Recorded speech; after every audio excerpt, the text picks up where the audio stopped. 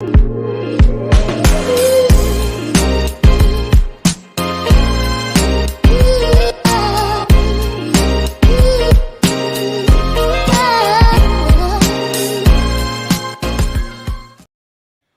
going on, people? Welcome back to Curtis Shaw TV, back with another live stream, and it's the day after the night before, or the afternoon before, after the North London derby, and we're going to try and break it down a little bit and reflect on what happened yesterday, or what didn't happen yesterday. I did ponder whether to call this Arsenal therapy or not. But listen, I'm putting it out there. I am disappointed today. I'm not one bit happy that we got a point out of that game. I'm not here to try and dress that up as some sort of positive that we got a draw out of that. That, for me, was 2 points dropped. 5 key players out injured, and we still had the biggest chances. And it was self-inflicted damage at the end of the day. You know, we might as well have had Santa Claus playing the amount of gifts we gave out. So, yeah, for me, 2 points dropped. It is Arsenal therapy, and we need to get our act together. We need to get our act together and decide who and what we are as a football club. Don't get me wrong, it's not the time to start panicking. We still haven't lost a game this season. It's not the end of the world. But the reality is we went so high last season and probably should have won the Premier League. We're now saying 200 plus million spent. We want you to go and win the league. We want you to at least challenge to win the league. It feels to me right now as if we're further away from Manchester City this season than we were last season, despite the fact we had our biggest ever transfer window. Injury problems. You can go and sign any player in the world that can play 38 games a season at any other club. They'll come to Arsenal, you give it 6 weeks and they'll be injured. Declan Rice, back injury, out of nowhere. Missed 2 games for West Ham last year. Now he's done his back. Do you know what I mean? Timber never had a serious injury in his career. Comes to Arsenal, ACL, first game of the season. Trossard, injured in training the day before the game. What's been going off at Arsenal for well over 10 years? Any player comes to this football club and gets injured. What is it? What's going on? Yeah, I'm not surprised he's done his back, Declan Rice. He's been carrying Havertz on it for 6 weeks. No wonder his back's gone. But anyway, we'll talk about some of these in player ratings. Training on that car park at Toney doesn't help, I'm telling you. But nah, man, I'm disappointed. I watched back a lot of the game yesterday and I thought, what a flat, just empty performance for a North London derby.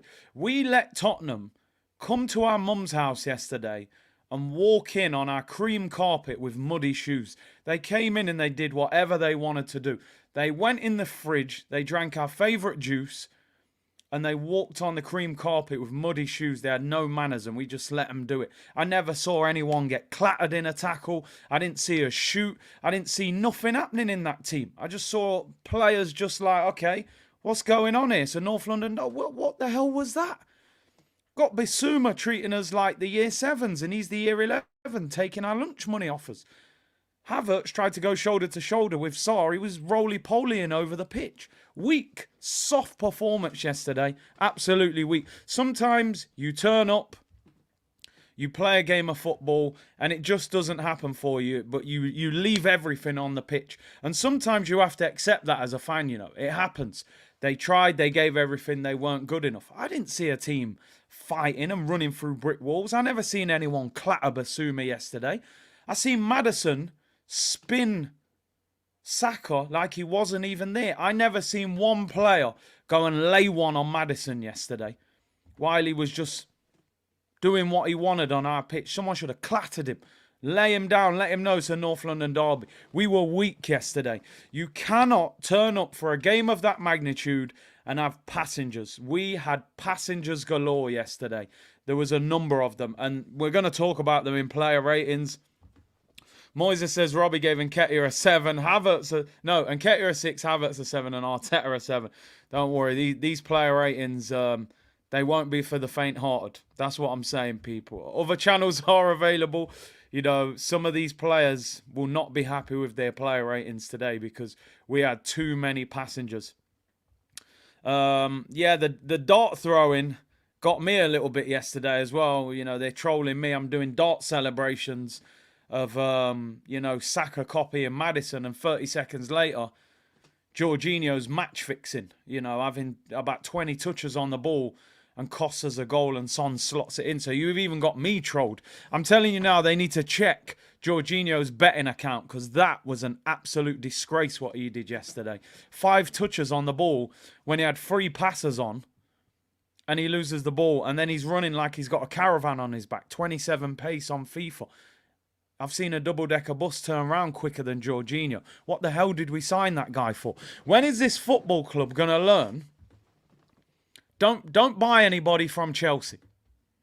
Are they ever going to learn that? You know, if you're a kid and you tap something, the radiator's too hot. You tap it, you go, oh, that's a bit hot. I better not touch that.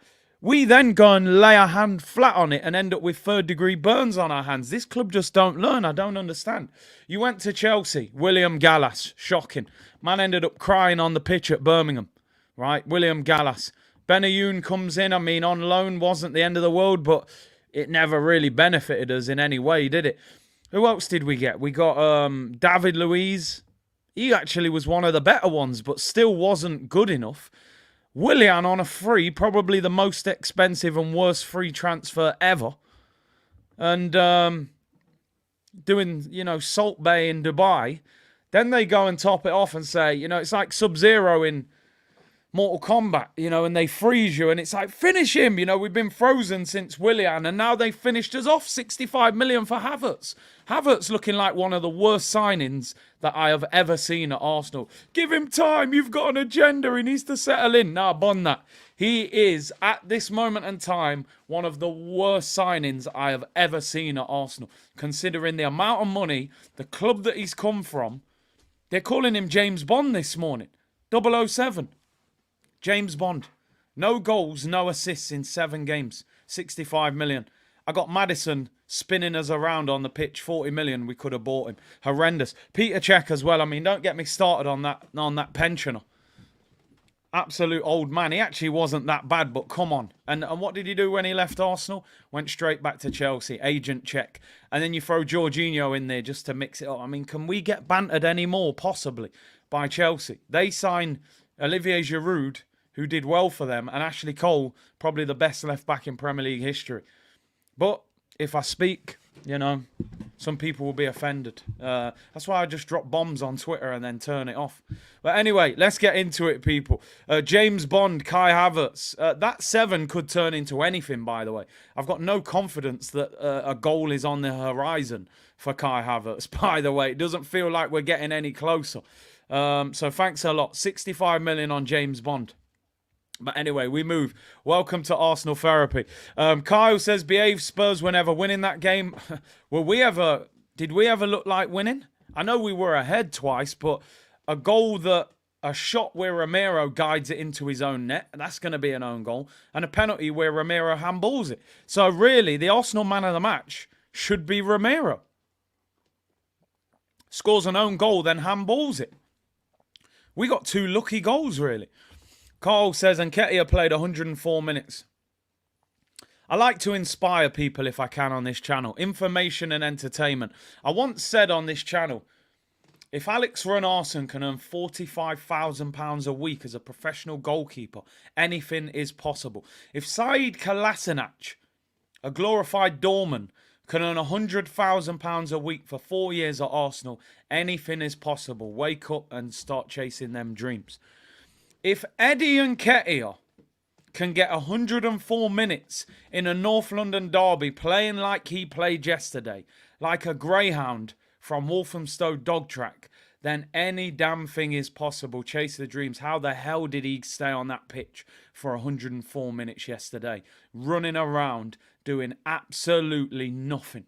Absolutely nothing. Anything's possible, Carl. Big up yourself.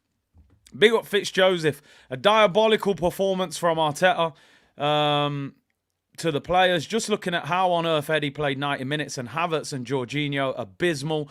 We have to start seriously questioning Arteta's talent IQ.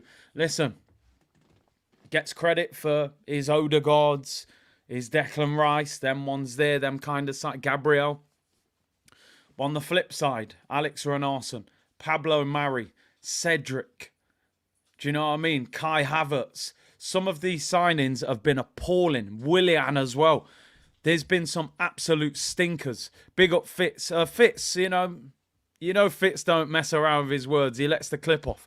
Big up Sniper. City will take 6 points home and away, so 10-point gap. I don't think we'll see City for the rest of the season, to be honest. In terms of, like, they're going to run away with it. I genuinely think City win the league by over 10 points this season. And let's put one thing into perspective. Liverpool. At the moment, Liverpool look better than us. But a lot can turn around. But at the moment, it doesn't look great. We got a number of things to talk about today. Player ratings, injuries, links with Ivan Toney again. Big up South London's Finest for sending me this picture. I thought I'd start off with this before we get into player ratings. When you compare these sorts of things to last season, because the thing with me, I'm just a reflection of what I see with Arsenal. Last season, until probably the last 4 or 5 weeks, we played, in my opinion, the best and most exciting football in the Premier League. We cut teams apart. We looked like we could score all the time.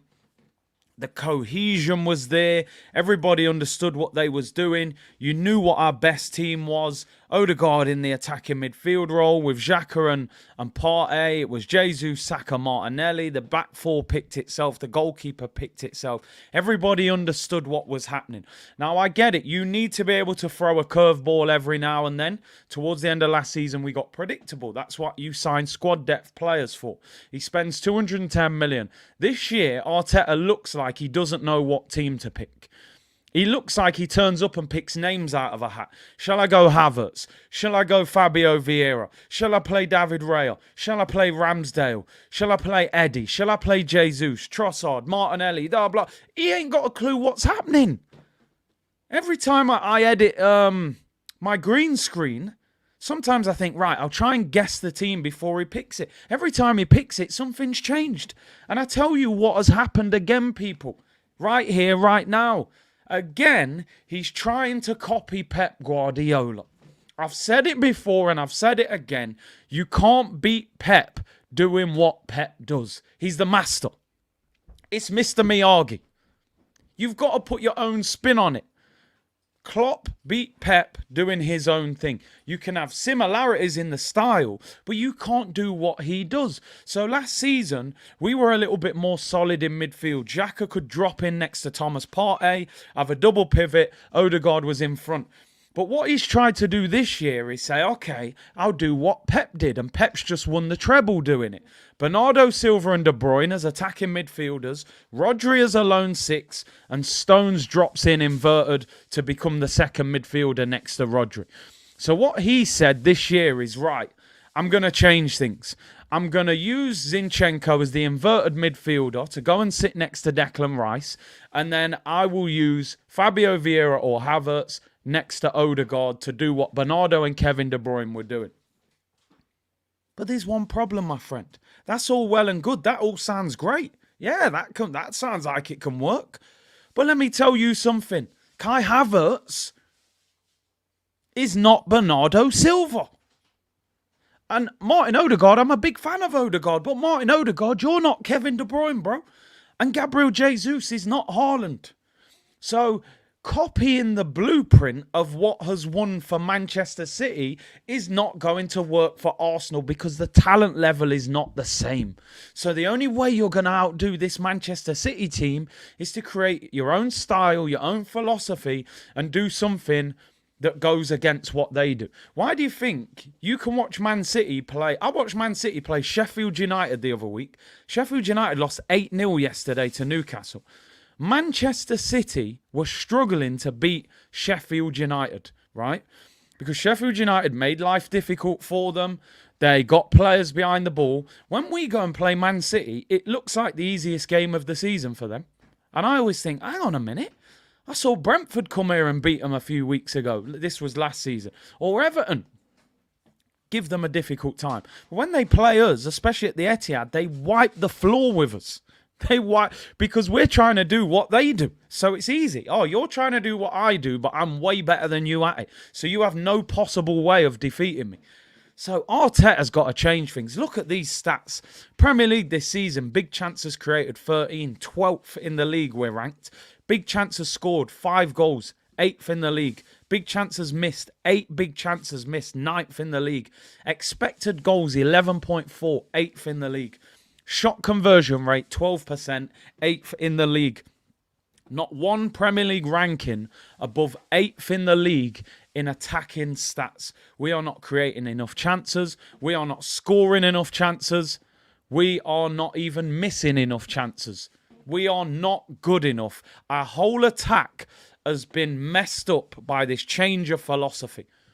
It is not working, Mikel. You've got to go back to basics. But the problem is now, half our team's injured. Half our team's injured. Partey's injured. Trossard's injured. Martinelli's injured.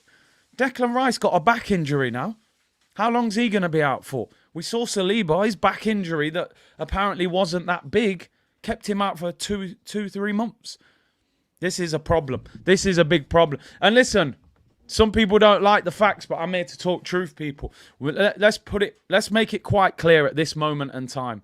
We are worse than last season on the back of spending £210 million. At the moment, Liverpool and City look way better than us. Forget about City. And I think I want the fan base to be ambitious. I want the fan base to want the very best and want to win the Premier League. I think there's going to be a drop-off this season, if I'm being honest. I just don't think... I think the manager's created a problem for himself that he didn't need to. All that he needed to do in the summer was spend money on the missing pieces, improve the squad depth and say, go again. That team will have learnt a lot. They played great football. Drop 1 or 2 top quality players in the team, 2 or 3 squad players, and we move. This guy's tried to change things on its head, and the team don't look comfortable, and it's not working. It is not working at all. So, listen, top 4, I think we can get top 4. Could we potentially win an FA Cup, a Carabao Cup? Yeah, we could. But if you want to go with Man City toe-to-toe, not going to happen playing like that. Not unless you change things, and you change them quickly. But the problem is now the injuries not going to allow you to change much. Let me go through a few of these super chats. Lawrence said this has an all-timer stream written all over it. Oil or Nothing said, I will never forgive Arteta for playing Partey at right back. Puts Partey at right back, gets injured, out for 6 weeks. Puts Declan Rice as a lone 6 when he's played in a double pivot for West Ham. Now he's done his back. You know, AJ said that North London derby was calling for ESR to come on. I'm convinced he's done something because he can't get a kick. Everyone else is getting a kick except Smith Rowe. Make it make sense. He gave him the 10 shot. Black said Arteta's playing real life FIFA thinking it's easy. He's playing on easy mode. I don't know what's going on.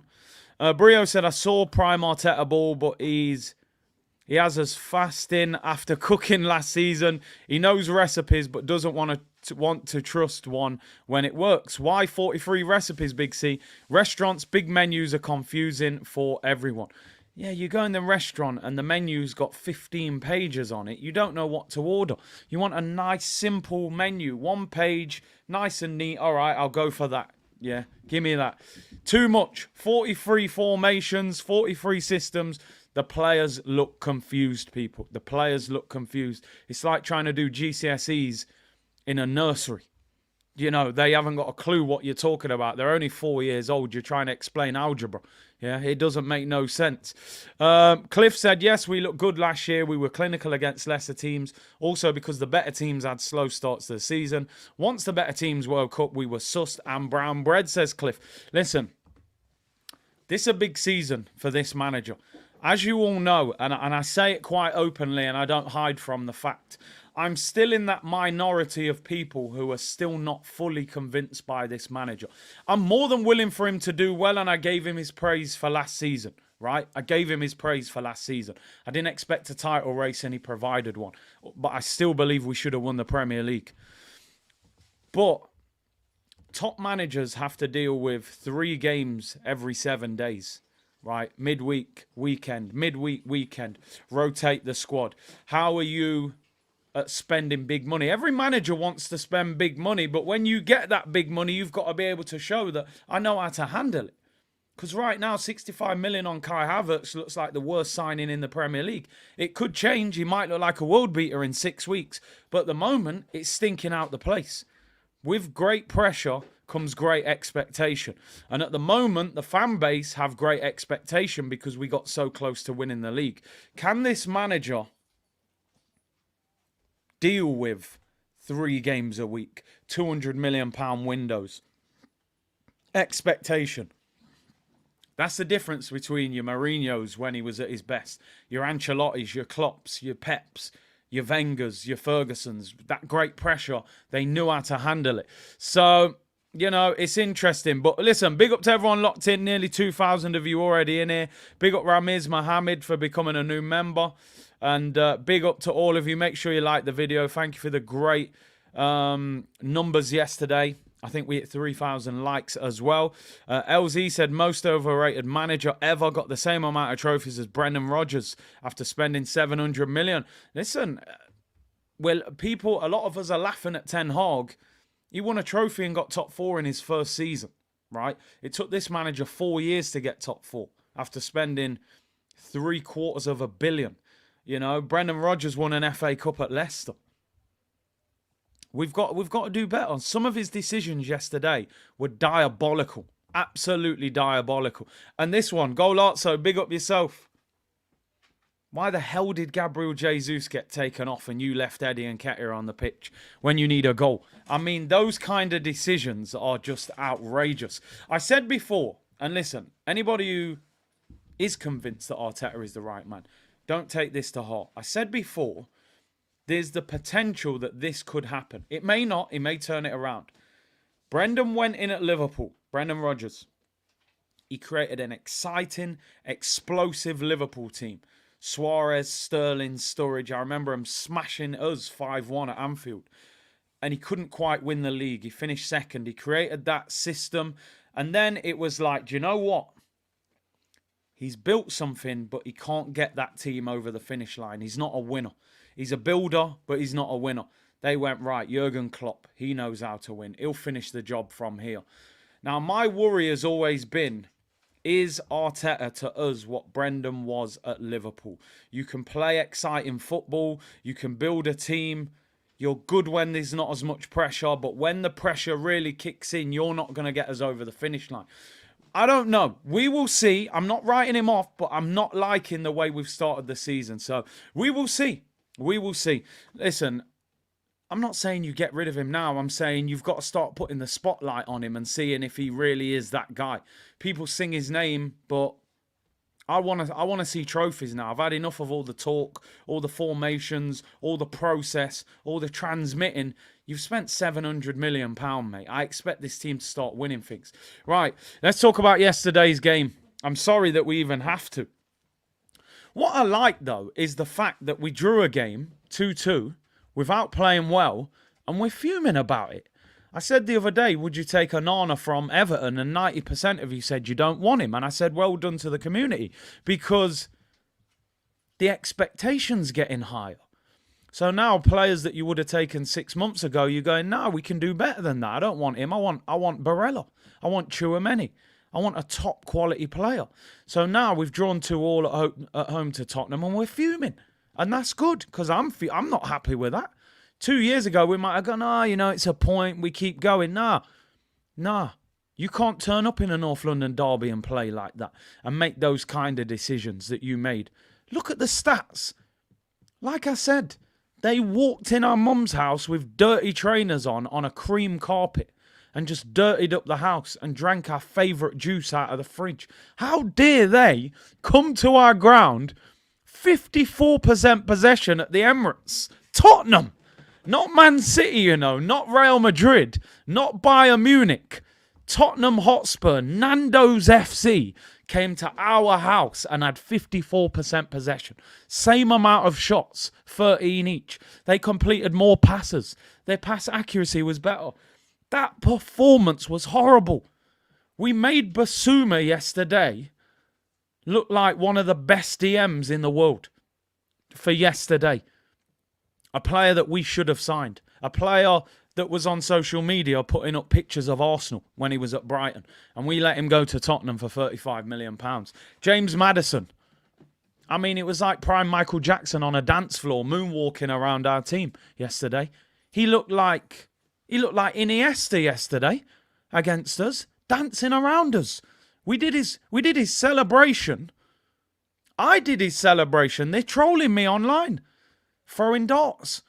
He did his celebration, and before I'd thrown the third dart, Jorginho's having 20 touches and getting caught on the ball, and Son scoring. Maddison 2 assists. Unbelievable. Unbelievable what was happening on that pitch yesterday. Arteta should have been fuming with that team. Absolutely fuming. And then Maddison's trolling Saka for doing his celebration. Crazy. Let's get into these player ratings. Listen, there's going to be some nasty ones here. I'm telling you. I'm not here to mix it. Let's put things in perspective. When you draw or lose, it doesn't mean every player played badly. There were a couple of good performances, but there was not many, let me tell you that. Let's start with David Raya. I mean, I'm a little bit conflicted with this David Raya one because on one hand, and Elliot, bro, I'm so with you on this because when that January window closed, I told people how bad that window was outside of Trossard. Jorginho was a rubbish signing. Kivior wasn't even ready to play for us. That Kiwi ain't ripe. So it was pointless. Let's do David Raya. He makes one of the saves of the season, but his distribution was poor. And I'm still convinced he could have done better on that first goal. But I'm going to give him a 6, and I tell you why. I think he should do better on the first goal with the clearance, but I always look at what happens after. Okay, his clearance wasn't great, but then Declan Rice heads the ball straight to the Tottenham player, and then Bukayo Saka gets spun by Maddison. Nobody goes out to him, and then Son gets between 3 players and scores. So to me, you've got 3 opportunities to clear that ball even after what David Raya did. David Raya gets a 6 because he made an unbelievable save from Brennan Johnson. Outstanding. His distribution was not good enough yesterday. You're in the team because your distribution's meant to be better than Ramsdale's. Well, it was poor yesterday. So I told you, Aaron Ramsdale's not necessarily done at this team. That was David Raya's first real test. 13 shots at him. Big saves to make. And your distribution was not good enough. The worldie gets you away with it. I didn't think he was great yesterday. He's supposed to be elite with the ball at his feet. It wasn't yesterday. Let's go into the back 4. Let's start with Ben White. I mean, I thought Ben White was average yesterday. I don't think he got forward and got that partnership with Saka enough. He wasn't terrible. It's not like he got done defensively.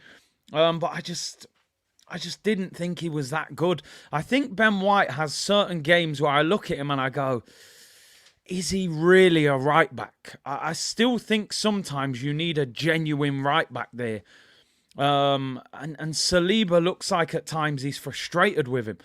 So I'm going to give Ben White a 5.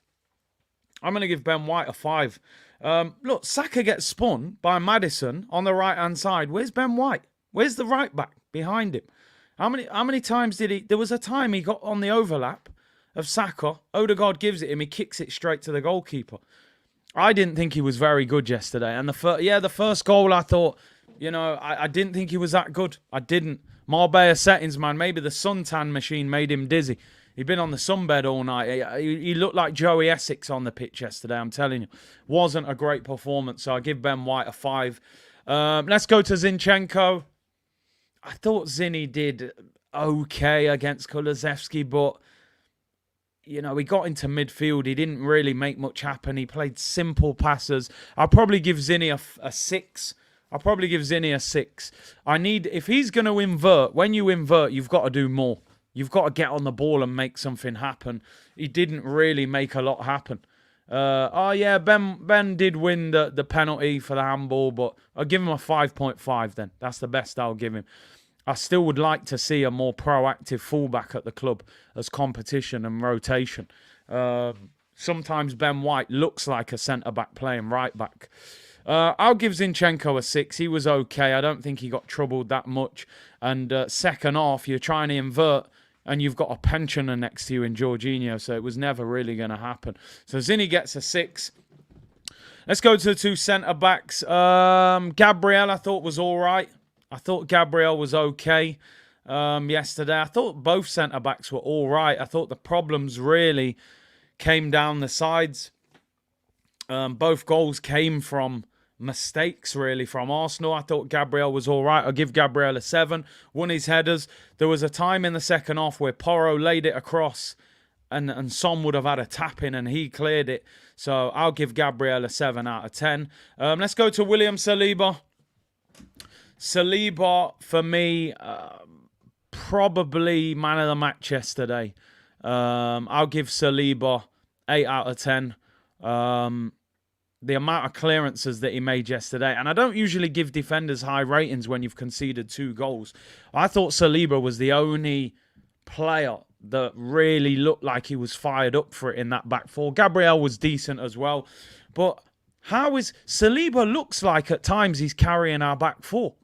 That concerns me. He's a young defender. He's the youngest defender in the back four.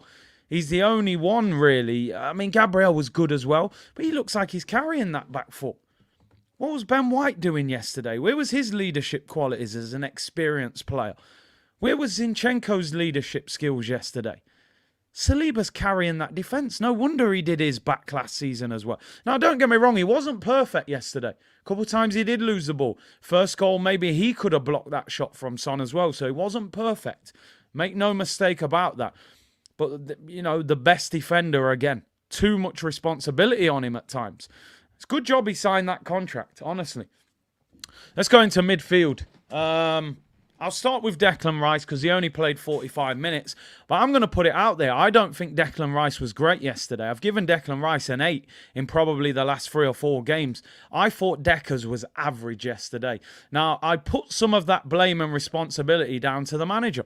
You're up against a very solid Tottenham midfield. You've got Fabio Vieira in front of you and you've got Odegaard on a yellow card. Where's the help? Who's going to help you out defensively? He put a shift in. I don't think he was that good, but he wasn't that bad either. He only played 45 minutes. I've written down 6, average. Some of you saying 5.5. Some of you saying 6. Some of you even saying a 5 as well. I thought he was average, but what I will say is you saw what happened when he came off, so it shows he was actually doing something. 5.5 or a 6. I'll probably give him a 6 because I'm blaming the manager. You don't go up against any team with a midfield that solid with a lone 6. You just don't do it. Unless you're Man City. They might get away with it because they're going to have 70% possession. And he's come off injured with a back injury. My blood clot back. Oh, man's carrying Kai Havertz. What do you expect to happen? No wonder he's done his back. I'll give Deckers a 6. It's the manager's fault. How long's he going to be out for? Let's see. The injury could be part of the amount of running he's doing. Let's talk about the two. Let's talk about these two. I'm going to start with Martin Odegaard, right? Because Martin Odegaard, over the last few weeks, has got a lot of flowers from me on this channel. I've been saying this guy is potentially world class. What a captain, what a player. One of the best attacking midfielders in the Prem. Outstanding footballer. Yesterday, he was awful in my opinion. He let the team down badly yesterday. And I'll tell you why. You're the captain. It's a North London derby. First 20 minutes, you're everywhere. You're running around the place. I'm thinking, here we go. He's going to have a stormer. He gets booked by chatting in the referee's ear, complaining about a foul. Gets booked. The last of the game, non-existent. Casper guard, you might as well call him. He was a ghost. I never seen him the rest of the game. Got himself booked. So every time he went to press, he said, actually, I can't put a tackle in because I'm going to get sent off. He let the team down yesterday. And I don't often say that about a player like him. He's a top player. He was poor yesterday. You might as well have taken him off because on a yellow, he couldn't do anything. He didn't want to tackle anyone. Look, Maddison run rings around us. Destroyed us. Odegaard did nothing. I give him I've written down 5, but a lot of you are saying even lower. I've written down 5. He let us down badly yesterday. The sun wasn't out. Robbie gave him a 7. Hey, Robbie, man. Hey, listen, if I speak, I'm suspended 6 months, but you can't be giving him 7s. I'd give him 5. You could even go lower. You could even go lower, people. He was non-existent. He was absolutely non-existent yesterday. You should have took him off as well. Pointless being on the pitch. Casper God, 4.5. Let's go to the other guy. I mean, last season, I said I'm no longer calling this guy by his surname. I said, Patrick Vieira, legend, icon, one of the best captains we've ever had. Fabio Vieira didn't deserve his name, in my opinion. I called him Fabio or Fabio V, like Bobby V on the track with Lil Wayne in the early 2000s. We were just calling you V, not the full name. Yesterday, Fabio V was back in full effect. Weak, soft, non-existent, didn't get on the ball. I've seen more power in a wet tissue. He was pointless. Pointless being on the pitch. No wonder Declan Rice did his back. He looked in front of him. He seen Fabio Vieira playing hide and seek. And he saw Martin Odegaard. I can't tackle. What the hell was he supposed to do against Basuma and Sarr and Maddison? Non-existent. 4. Pointless being on the pitch. Pointless. The only reason I give Odegaard more than Vieira, because he at least got on the ball. At least he got on the ball. He just didn't do anything when he got the ball. He had a bad game. But Fabio, mate, the Vieira's gone for the until something happens. Because yeah, I can't call you Vieira when you're doing that in North London derbies. Fabio V, mate, you should be in pure gym this morning doing bench press because you got bullied yesterday. He was non-existent. It was pointless in being on the pitch, and he got dragged at half-time, and he wasn't even injured. Declan Rice got dragged because his back had gone.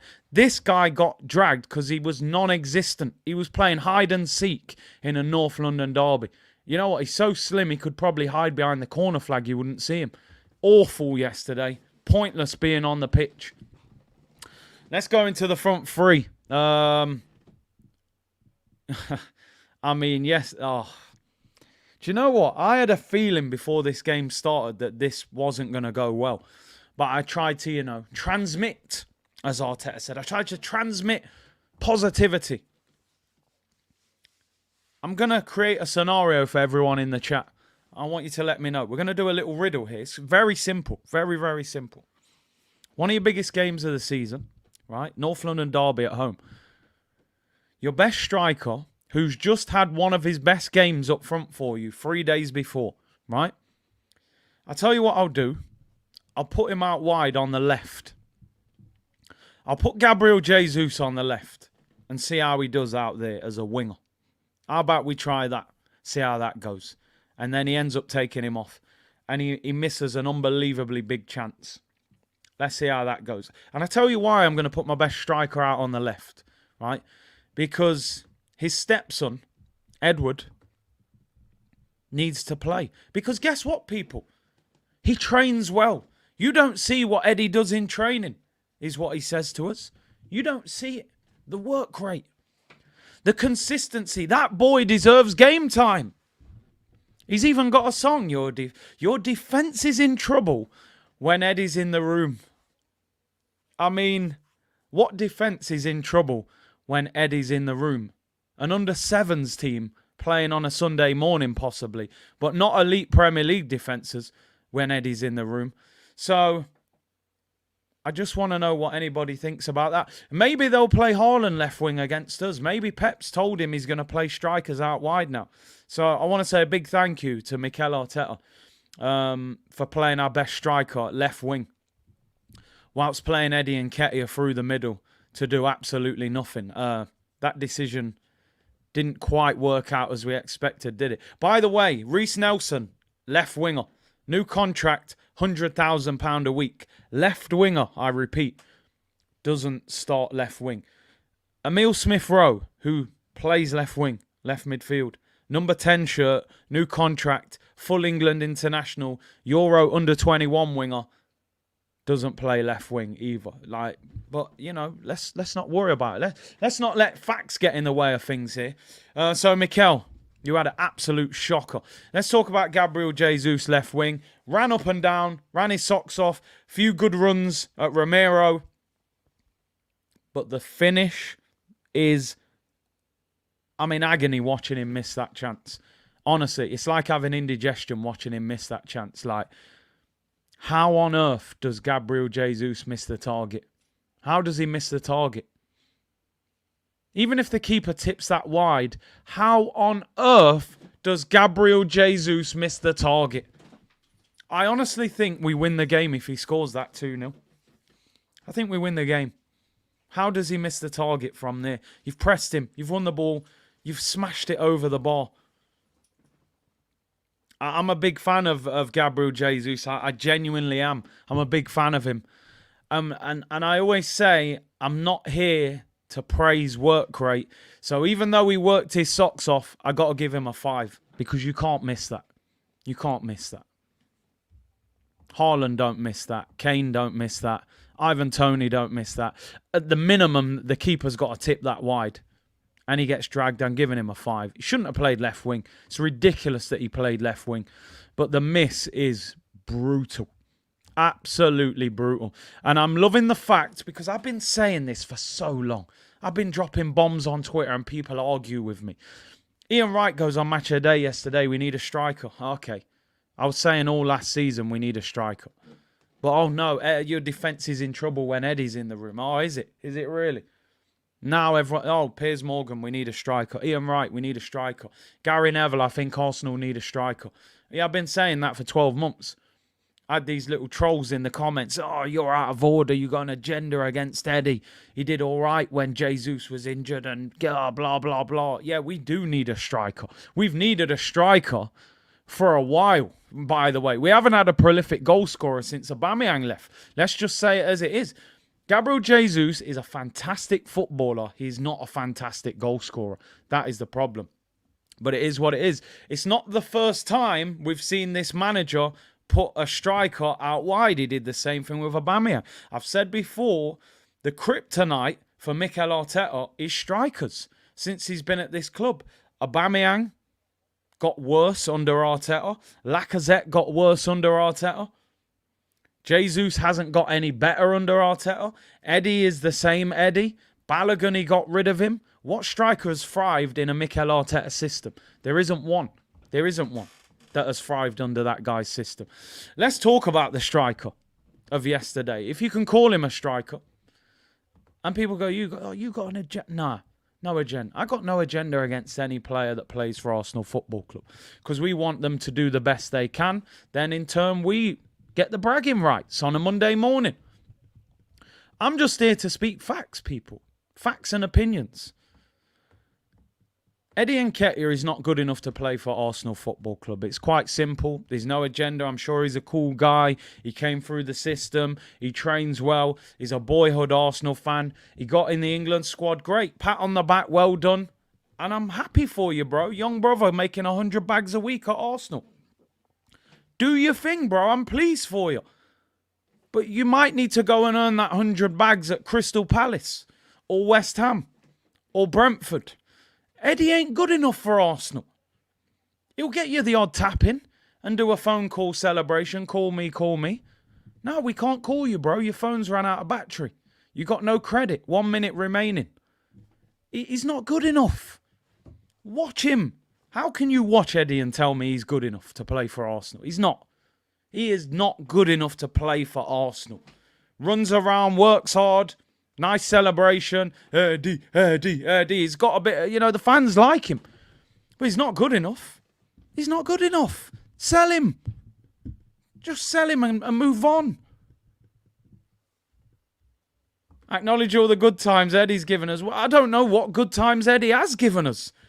If you're talking about Eddie Murphy, yeah, I love coming to America 1. And Beverly Hills Cop 1, 2 and 3. Norbit was hilarious as well. If you're talking about Eddie Murphy, there's some very good times there. If you're talking about, I can't forget Sherman Klump as well and Dr. Dolittle, But if you're talking about Eddie Nketiah, I don't know what good times he has given me.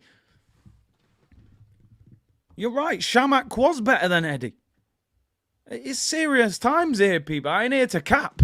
And he should have got sent off. Let's just say that. He could have broke their goalkeeper's leg yesterday. That was the best attack we got from Eddie yesterday, clattering their goalkeeper.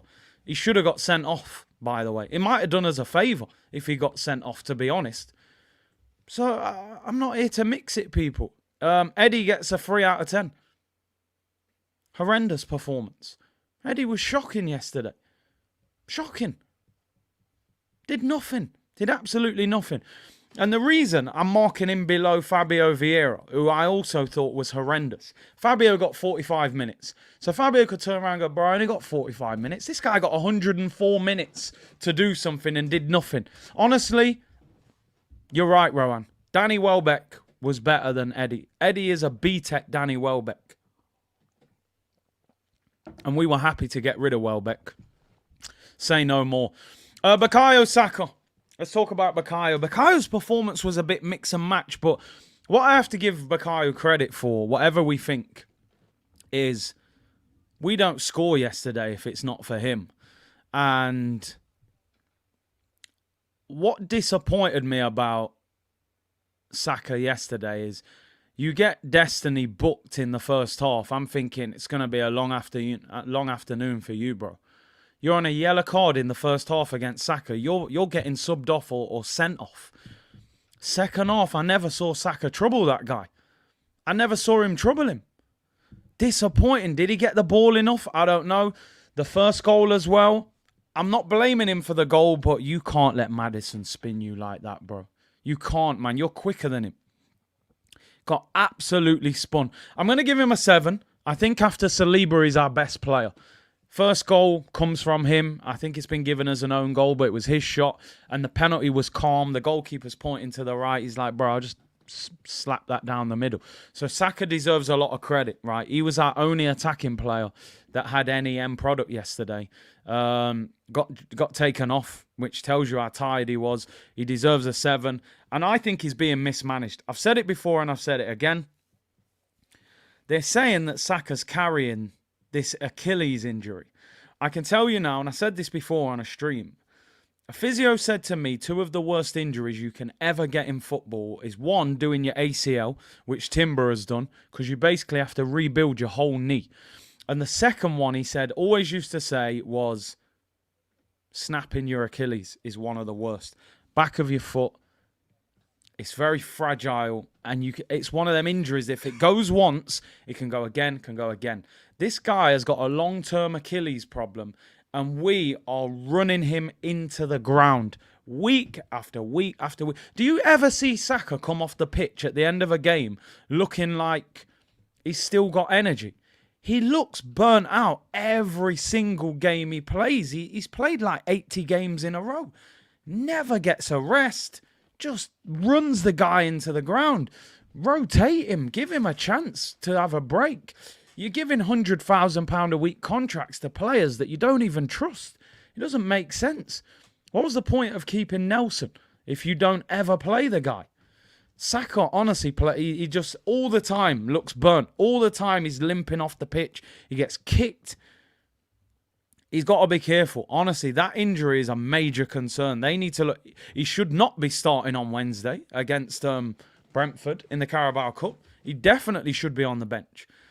Arteta, is it coincidence? You know, Partey goes right back, gets injured. Declan Rice plays lone 6, gets injured. Saka all the time looks burnt out. 86, 85, something. Premier League games in a row. Get a winger in January and rotate him if you don't trust Nelson. Yeah, go and sign Pedro Neto or go and sign somebody that can give the guy a break. So, but hey, it is what it is. Let's hope he's all right moving forward. Let's just go through the substitutes quickly. I'm going to... I mean, Emil Smith-Rowe came on for 4 minutes. Let's just give him a 5, 6. Probably touched the ball 3 times. What does he have to do to get a kick? I've seen Kai Havertz playing the 8 role. I've seen Fabio playing the 8 role. I'm seeing multiple players play left wing. But Smith-Rowe can't get a kick. Why? Smith-Rowe's better than what I'm seeing of Havertz. He's better than what I'm seeing of Fabio. So why is this guy not getting a chance? He needs to start on Wednesday. The next one on the list, I'm going to have to skip because I'm saving him till last. So we'll come back to that Chelsea agent.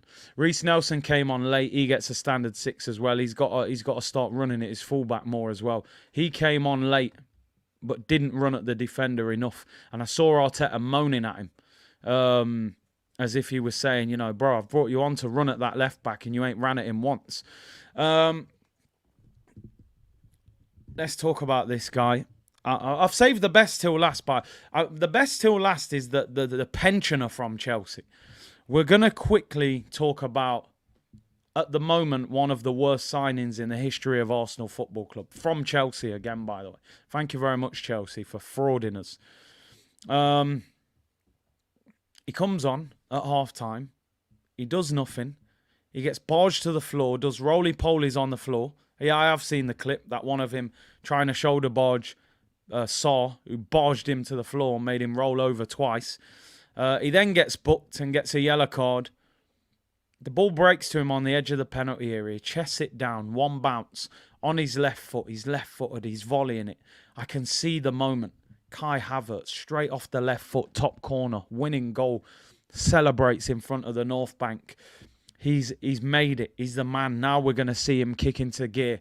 It's a beautiful moment. Despite the struggles of the first few games, maybe we now have the Leverkusen Kai Havertz, the one we all wanted to sign, the one that Real Madrid wanted. He's here, he's arrived, it's in, top corner, celebrate. No, he slices it wide and knocks out Gunnosaurus towards the corner flag. And you're sitting there going, just end it, please. Just loan him out to Leverkusen and then terminate his contract. Pay him 20 million. This, for me, looks like the worst signing I have seen in a long, long time. And I've seen Mustafi. Yeah, I've seen Kolasinac. I've seen bad players. But this, considering the price tag and who you signed him from, this is up there as the worst.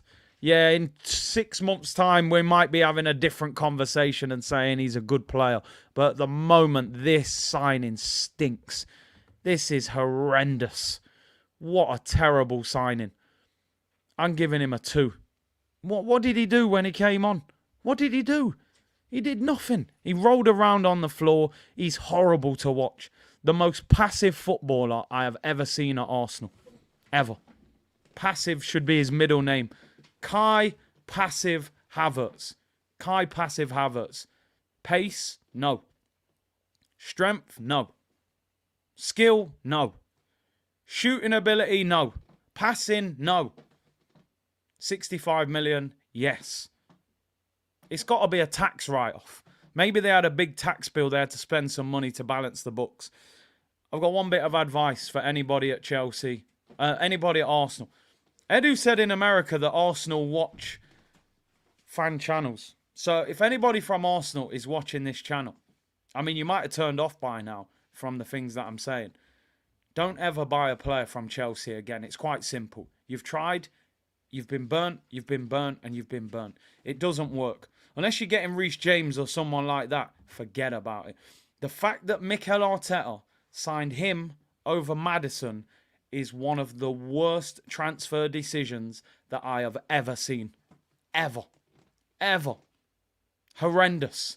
And people go, oh, Thierry Henry started slow at Arsenal. Did you see his first 10 games? Did you watch Bergkamp's first 10 games at Arsenal? He didn't even do that much. And look how good they turned out. I can tell you now, mate, don't compare this guy to Bergkamp or Henry. I don't care if it took them 100 games. Don't compare them. James Bond, Kai Havertz, 007, no goals, no assists, 7 games, horrendous. Loan him to Leverkusen next year and pay the wage. Get rid of him. He is awful. He's ruined our balance. It's a shocking signing. And I don't even want him at the club. Honestly, I don't even like him playing for us. He might turn it around and I'll be sitting here in 6 months shamelessly saying I've always rated him since Leverkusen. But I can't see it. He's horrendous at the moment. I had to go full screen. He knocked out Gunnosaurus with that volley, people. I've never seen anything like it. And then just to finish it off, just to finish things off, just when you think it couldn't get any worse. Let's go full screen again. I should have gone full screen for all of that Kai Havertz conversation. So it's bad enough we paid £65 million for a scarecrow. I've seen more movement in a scarecrow than Kai Havertz, honestly. 65 million for a scarecrow. Picture this. Let me explain this. Top of the league. Top of the league. You can win the title. Man City don't quite look right. We're playing the best football in the league. We're flying. We look like we're going to win it. We're 8 points clear. You have a great Christmas and New Year. It's January. The month of opportunity where your manager and your owner can go into the market and just put the cherry on the cake to give you that title. There you go.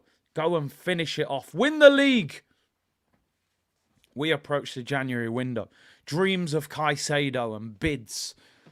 Mudryk, the Ukrainian Neymar.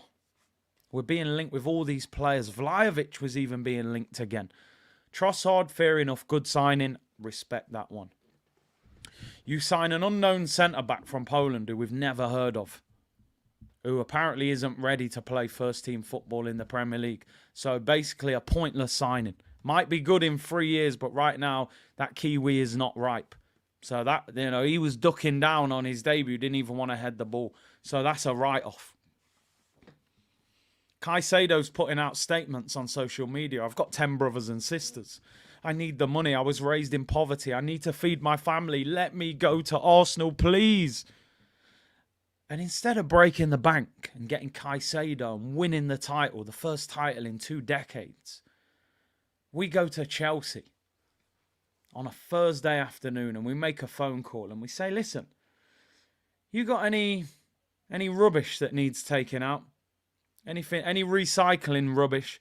And they look through the black bag and they go, don't know what's in there. There's an old t-shirt, pint of milk that went off, some fruit that's gone a bit mouldy. And hold on, actually, I've got this Jorginho here if you want. I don't know if it can do any good. He's 75 years of age.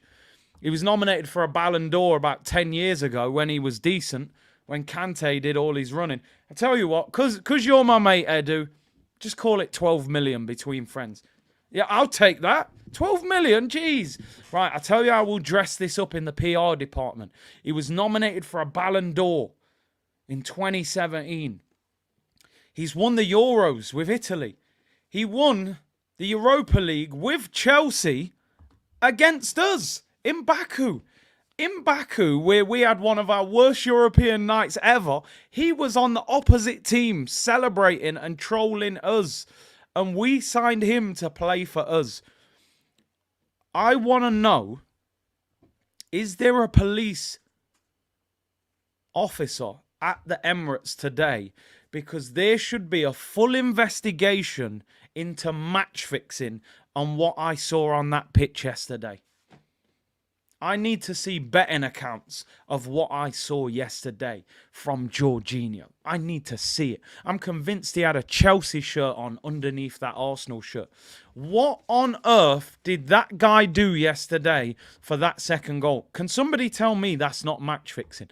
I need a logical explanation for why that old man took 5 touches on the ball before giving the ball away and he had no pace to recover.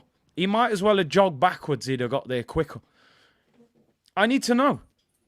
We pulled a Jorginho out of a dirty bin bag for 12 million and put him in midfield and thought that we were going to win the league. And you brought him on at half time. So you brought on 2 Chelsea players at half time.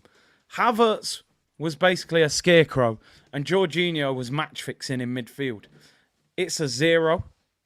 If I would, I'd give him minus 10,000 if I could. He can't get any mark. It's not applicable. You basically didn't turn up for the exam. It's an absolute disgrace that that guy refused to play 3 different passes before getting caught on the ball. Jorginho, that is the banger of the day, Oliad. That is top quality. Honestly, I'm in my feelings right now, right? So maybe I'll calm down in 2 weeks. The way I feel right now, he should never play for the club again. I might be in my feelings a little bit right now, But he should never play for this club again after doing that. He was cheating. He cheated yesterday. I feel like he wanted us to lose. Not applicable. He didn't even turn up for the exam. An absolute disgrace of a performance. And the manager is going out on a limb to defend him in the press conference. What the hell can you defend? I remember when Pepe got sent off, he looked like he wanted to kill him. I thought, wow, you really hate this guy. I remember that. Leeds away. Gets sent off. He was fuming. He was saying Pepe's let the whole team down. Blah, blah, blah. What, did Jorginho let the team down yesterday, or does that not matter? Because it's your signing. Absolute disgrace. Zero. Mikel Arteta. Let's talk about him before we finish. Let's talk about Mikel Arteta. 4 years at the club. £650 million spent. You were tactically outdone by a manager who's been at Tottenham for 2 months, who's never managed in this league, who looks like somebody from Home and Away. I forget the guy's name. I think he used to work in the milkshake bar. You got tactically outdone by Ange. They were the better team yesterday. We had the big chances through mistakes, but they were the better team. I can't remember seeing Tottenham come to the Emirates and look better than we did. Not under Emery, not under Wenger. But you did that yesterday. They look better than us. By the end of the game, I was saying, end it, I'll take a draw. Latte always says, would you take a draw? Last 10 minutes of that game, I hold my hands up. I said, just give me a point, because we're going to get beat if this carries on. I actually can't believe that Ange took Son and Maddison off with 10 minutes to go.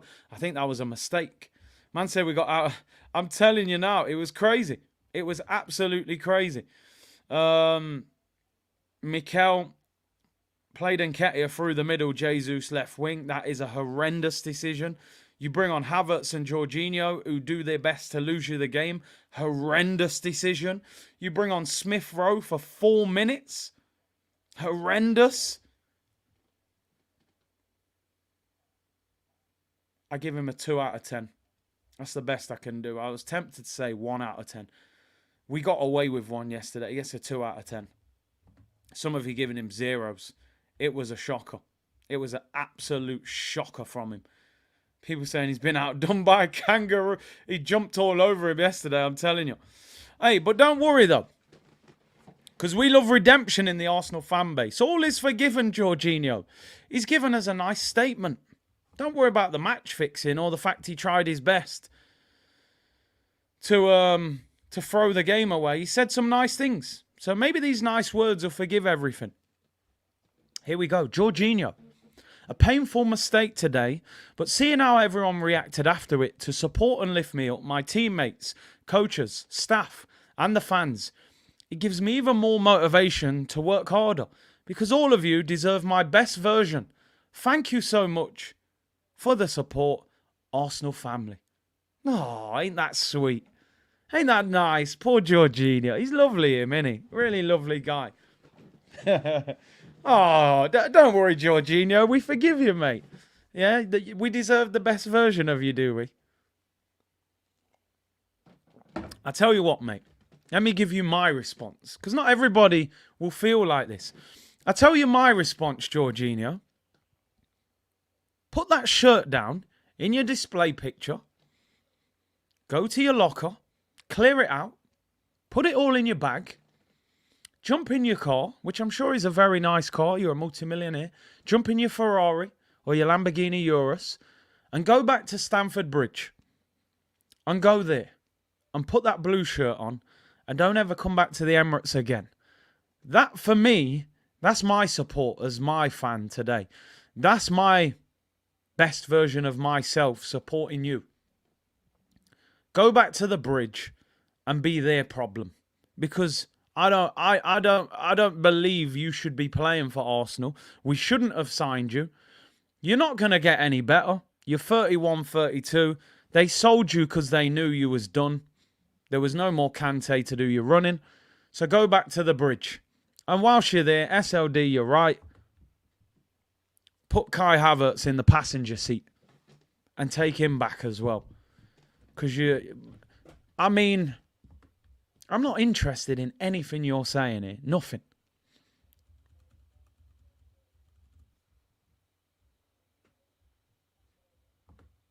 Look at the face. Ah! That's what it looks like. Look. Ah! Mate, I felt a lot worse than that. You heard what I said about this guy yesterday. Listen. I ain't interested in none of them words that he's saying. I'm sorry. Yeah, that is fake emotion. He's a blue. He said once a blue, always a blue when they beat us. So as far as I'm concerned, bin him. Rubbish. Absolutely rubbish. Let's end the player ratings there. And no more silly statements. Oh, the support of my friends and coaches and teammates. I want to give you the best version of myself. I mean, I think the new iPhone just came out, the 15 Pro or something. I mean, that was like an iPod yesterday, the first iPod that came out. That's what kind of version that was. I mean, that was like an iPhone 4 or something. Shocking, absolutely shocking. But £12 million. It's a tax write-off signing. I'm convinced of it. They need to be checking his betting accounts. I reckon he made about 10 million yesterday off that mistake. I reckon he went down the old Toney route of betting because there was match fixing going off, I'm convinced. Do you know what? I've spent so long on the player ratings, it's unbelievable. But we've still got lots more to come, people. Waffle settings is still happening. We've still got to talk Toney as well. Do you know what? Let's get into waffle settings right now. Yeah, I gave Arteta 2 out of 10 earlier. I probably should have given him 1 out of 10. And taking off Gabriel Jesus after playing him out of position and leaving Eddie on the pitch, I mean, that just topped it all off, didn't it? The laptop nearly went out of the window when he made that substitution. Let's get into waffle settings, people. I hope you're peckish. There's going to be some serious waffling in this press conference. Get the syrup ready. Monday afternoon, coma music. Mickey Rose. Rose, that's my nickname. He did not look like the boss yesterday, I'm telling you. He was getting bossed around by Ange. I don't know where he's pointing to there. Maybe he's telling Kai Havertz to go and look for the ball that he just put in the River Thames. I don't know. But it wasn't looking good, bruv. I can't lie. On his thoughts on the game. Remember, if he starts waffling, we'll skip it. We are very disappointed not to win the 3 points. Especially when you go in front twice. In the game and you have the opportunity to win it, and especially at the moment we conceded the goals, we had control that we could have scored a 2-0 with the situation with Gabby, then you concede a goal and you have to bounce back, and we did. We scored the goal, and it's a shame with a minute you concede the other. Didn't I tell you, right, this guy's energy is different. Now, I'm not defending Gabriel Jesus at all. I said it in the player ratings. There is absolutely no excuse for not scoring that chance, right? But look how comfortable he is saying Gabriel Jesus' name, which when a manager names you, he's naming and shaming you. Let's be real. Let's keep it a buck. When Gabby missed that chance, name and shame, he missed. Then he says, we scored a goal and it's a shame within a minute you concede another. What, you don't want to mention Jorginho's name? No, why not? Why not? Are you friends with him? Do you speak to his family? Did you go on holiday with him this summer? Didn't want to mention Jorginho's name, did you? Apologies if you got headphones on. I had to get loud then. I had to. Nyamin waffles, sipping syrup, vintage stacks for Jorginho's hacks, playing that coma music. Jesus misses, but he doesn't want to name Jorginho. I think that affected the team quite a lot emotionally. We lacked some composure on the ball to get more passes to get in the final third. It became a little bit of a transitional game. It's a risky one to play. Then we pushed in the last 15-20. We push. And we'll blow the house down. But we lack probably the quality in the final pass as well to get the most of it and win the game. On the frustrations of being ahead and missing clear chances, he said, in big games, the boxes are important. We have to put the big chances away, and we didn't. We had some errors in both goals to concede. Then it becomes difficult to win. Honestly, the energy, effort the boys put in, the attitude was phenomenal. Phenomenal, you know. You thought that was phenomenal. I think today we lacked composure on the ball to be more dominant and to get the structure we needed against a really good Spurs side. I do not think there was anything phenomenal about that performance, my friend. Let me tell you that. On our effective pressing in the first half compared to the second. I think the second half we regained a lot of balls in the high press as well. They came out twice. One with Maddison when they hooked the ball to him. Credit to them because they have the quality. They take their chances. But apart from that, I don't think we conceded from set situations a lot. It was a danger. We have simple giveaways. We regained the ball. We didn't do it enough with that ball. And let's throw it, man. It's nonsense.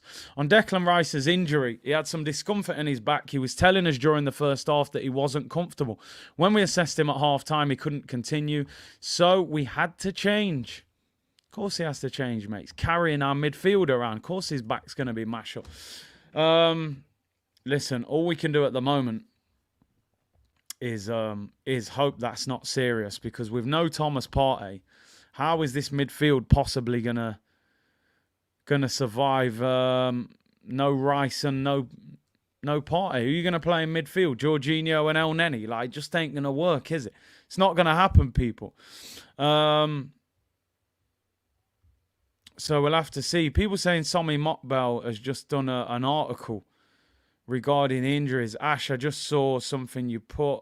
He put Declan Rice injury is not long term. But yeah. We've heard that before. I remember Arteta saying Saliba. He did say that Trossard and Martinelli are expected to return in time to face Manchester City. Partey's making good progress. He is hoping to close in on a return sooner. He could possibly make the City game as well. We'll see about that. Hopefully they're back sooner, obviously, because we are going to be short if these guys don't return sooner. El Neni's better than Jorginho, says John.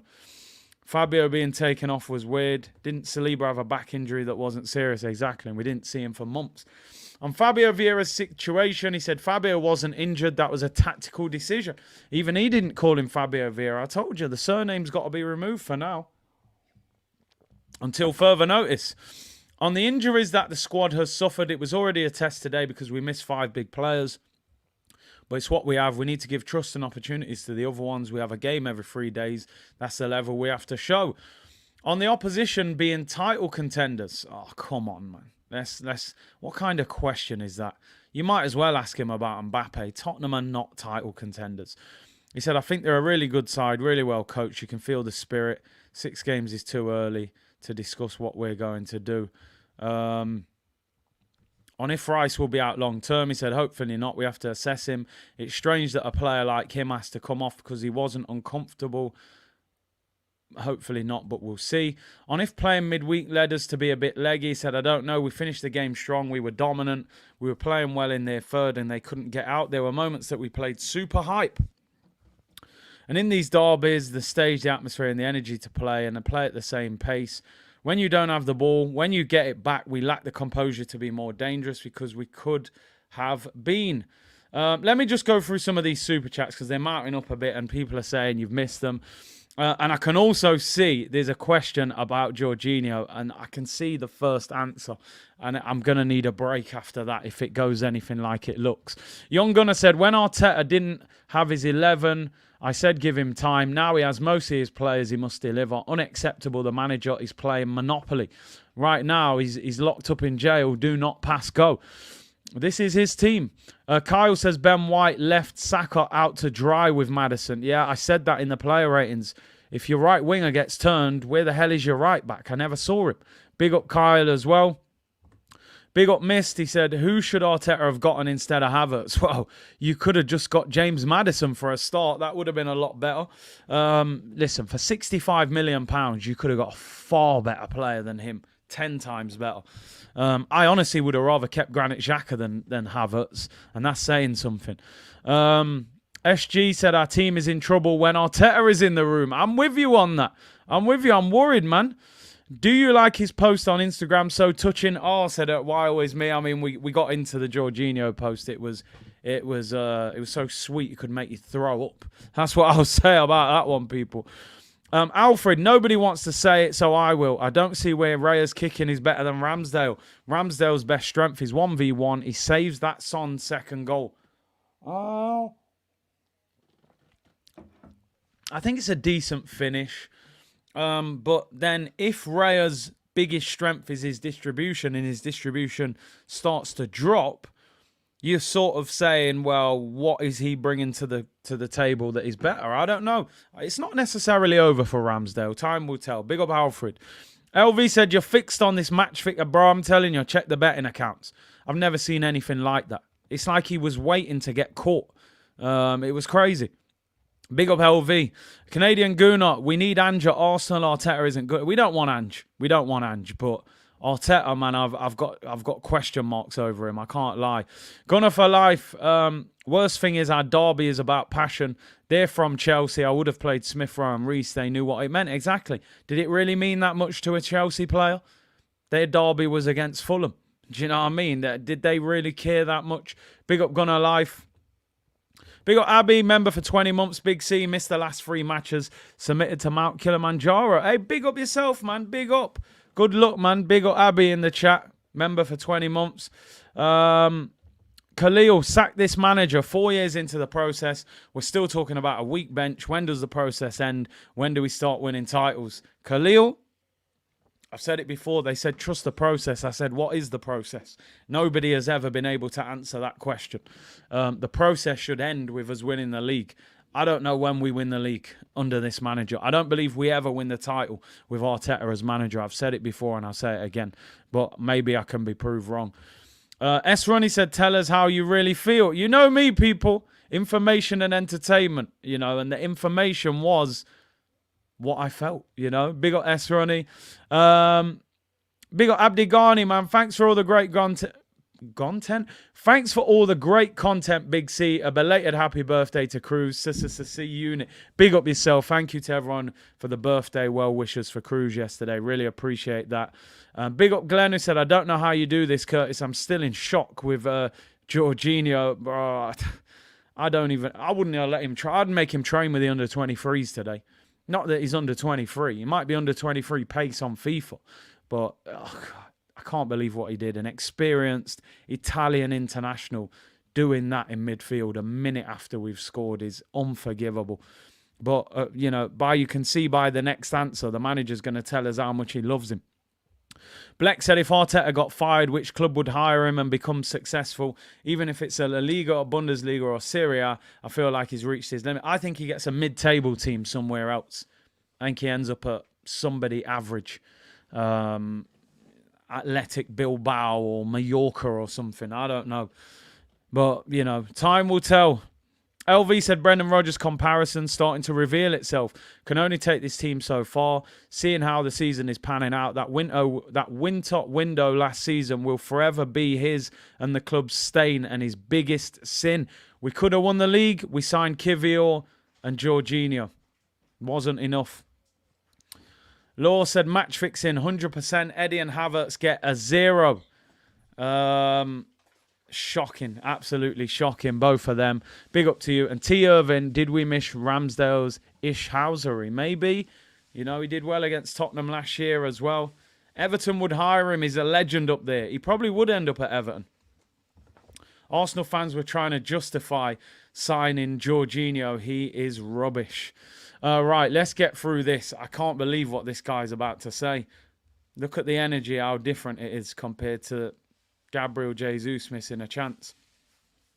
On Jorginho's action that led to the Spurs equaliser. I can barely read this. It's like liar, liar when Jim Carrey can't get the words out. Arteta says about Jorginho, I love him and we love him. We all love him. That is part of football and they are allowed to make errors because they play. We don't play, and for us, it's really easy. But if there is someone who is there that will help the team and do the most, it's him. He's got it. And for Georgie, we're all with him.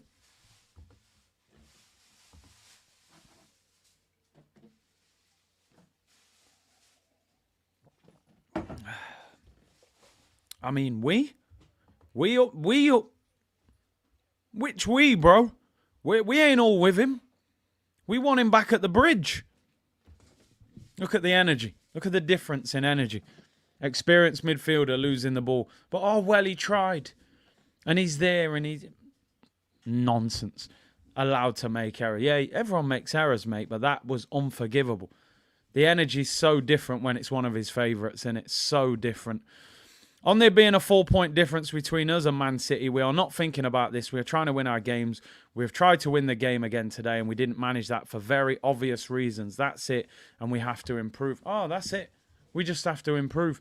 Listen, see the energy with Jorginho. It's totally different, innit? No problem. If we get knocked out on Wednesday, season done, says Guile. Guile, you know, yo, Street Fighter days. Big up yourself, bro. It's funny, innit? We play Brentford in the Carabao Cup on Wednesday, and all of a sudden you're thinking, not going to win the Prem. Champions League, very unlikely. So our best two opportunities, FA Cup and Carabao Cup. We can't be getting knocked out on Wednesday. We can't. We need to hang on in there and try and win that. Need to try and win that. But will they? I don't know. Let's round up with a bit of transfer news. I've been on for an hour and 20. Let's finish it off by talking about this man once again. Ryan Taylor, who writes for the Daily Mirror, saying this morning, Ivan Toney is ready to pursue a January move.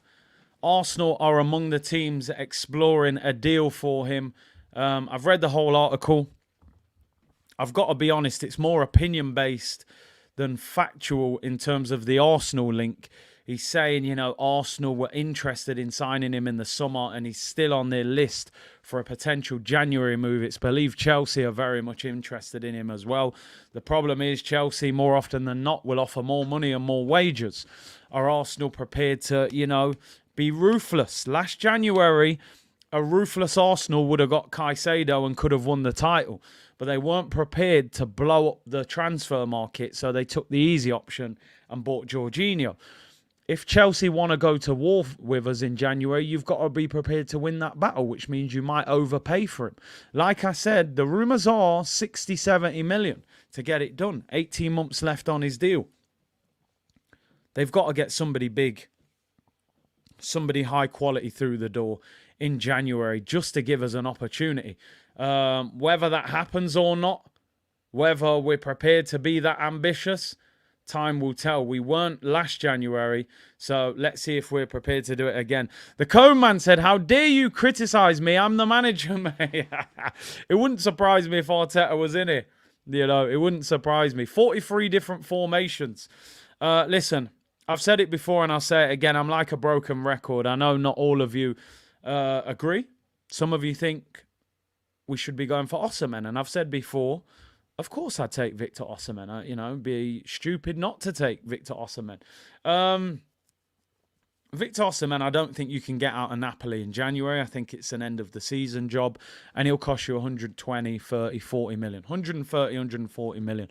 If you can get Ivan Toney in January for 60, 65, 70 million, you've got to get it done.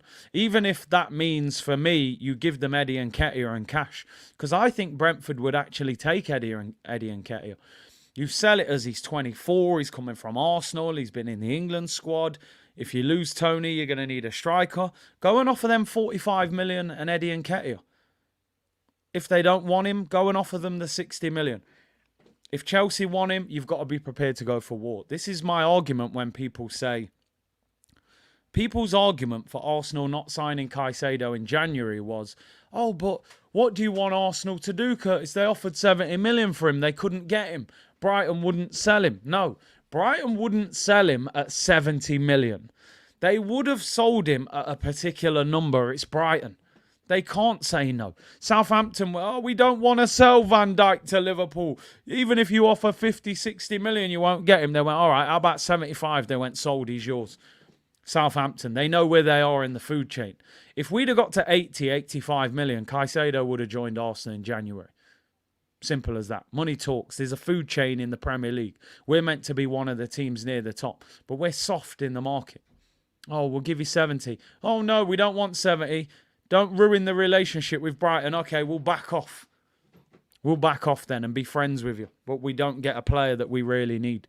So Arsenal need to go to Brentford and get this deal done. 60, 70 million, offer them a player, do whatever it takes. We need a goal scorer.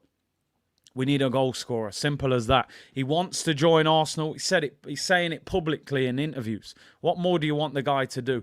Get Ivan Toney to the carpet and give us the boost in January that we need. Be ruthless. Don't do what you did last January, which was stupid. Big up Georgie. Big up Abdi Ghani, sorry. He said he called him Georgie. What is Jorginho? Arteta's bosom buddy, Big C. This is the problem I have with Arteta. He is biased and has a blind spot with certain players, and Nketiah, Jorginho. At the moment, we have a group of players who you can look at and say all of those players could get sold and we wouldn't really miss them. Elneny, Nketiah, Kai Havertz, Jorginho, and probably even Fabio Vieira, if I'm being totally honest. 2 substitute appearances and a good game at Everton doesn't turn around what I really think of Fabio Vieira yet. He's still got a long way to go to convince me that he's good enough. Games like yesterday are the benchmark. There's still Cedric as well. There's still a group. I'm convinced all of those guys go to Arteta's for Christmas dinner.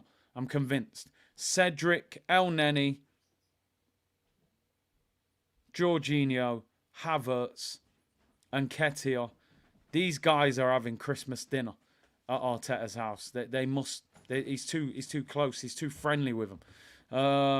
That group all needs to get sold. Elneny's contract's up in the summer. Cedric's is up. Them two should have been released already. And Nketiah needs to get sold. Get rid of him. Jorginho's contract's up. You got to get him out. Havertz, you're stuck with him. You probably got to get rid of him next year. His contract's too long. And Fabio, all right, we'll give him a chance to the end of the season. But if he does, it looked like WrestleMania yesterday. He was getting thrown all over the place. People's elbow and all sorts. So, yeah. Anyway, Arsenal Therapy, hour and 26. Thank you very much to everyone for tuning in. Let me just read this last super chat. Sky Touche said, I'll go all out for Vlahovic. He has 5 goal assists in 5 games. Toney scored 10 penalty kicks. Vlahovic fits our style better. I'd take either one of them. I think the problem is Juventus now saying they want to keep Vlahovic. And he's starting every game up front. So it's going to be harder to get him out than an Ivan Toney that's actively seeking a move. 18 months left. Even the Brentford manager said on Sky he will leave if somebody offers the right amount of money. So I take either one, but Toney is a much easier deal to get done for me. Listen, big up to everyone locked in today. Brilliant show. Really enjoyed it. Needed to get all that off our chest today after yesterday. I'm sure not everyone will agree. I speak some harsh realities about Arsenal. But mediocrity is not something I'll accept at this football club. And you spend 210 million, you're supposed to get significantly better. And we look significantly worse than last season. So it is what it is. But let's see if we can turn it around. Join me tomorrow when we'll be talking about Arsenal against Brentford. We'll preview the game on Wednesday. Arsenal go to Brentford on Wednesday in the Carabao Cup. So we'll get some press conference reaction and all of that. Tomorrow, people. Big up to everyone locked in. Like the video, subscribe to the channel, and I'll see you all tomorrow, people. Bless.